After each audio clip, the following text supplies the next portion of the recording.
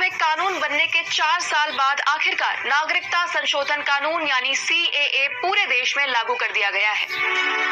लेकिन अब भी कुछ इलाके ऐसे हैं जहां इसका कोई असर नहीं होगा।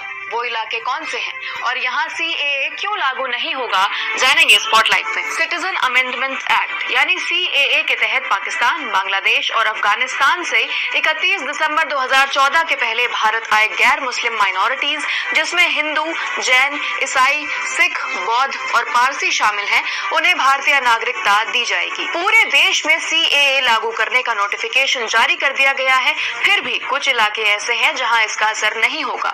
भारत के नॉर्थ ईस्ट के ज्यादातर आदिवासी इलाकों को CAA से अछूता रखा गया है। इनमें वो इलाके भी शामिल हैं जिन्हें संविधान के 6वें शेड्यूल के तहत विशेष दर्जा हासिल है, क्योंकि यहाँ स्वशासी आदिवासी कम्युनिटीज रहती हैं। कानून के मुताबिक CAA उन इलाकों में भी लागू नहीं होगा जहाँ देश के बाकी हिस्सों से आने वाले लोगों को इनर लाइन परमिट यानी कि ILP की जरूरत पड़ती है।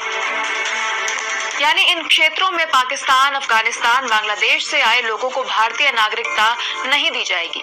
अब जानते हैं क्या है इनर लाइन परमिट और उसके नियम।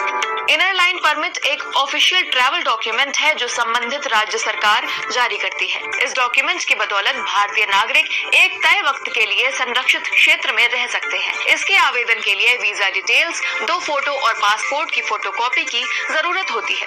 आवेदन के लिए कोई पैसा नहीं लगता है। अब जानते हैं कौन से हैं वो स्टेट और उनके इलाके जहां CAA लागू नहीं होगा। Inner line permit Arunachal Pradesh, Nagaland, Mizoram और मणिपुर के क्षेत्रों में लागू होता है, यानी इन क्षेत्रों में CAA लागू नहीं होगा।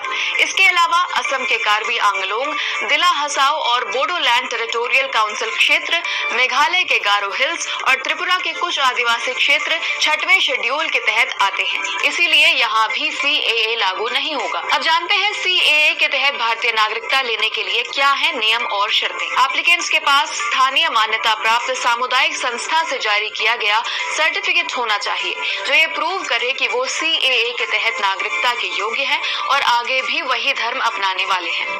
इसके अलावा एप्लीकेंट्स को एक घोषणा पत्र भी देना होगा जिसके तहत उन्हें ये भी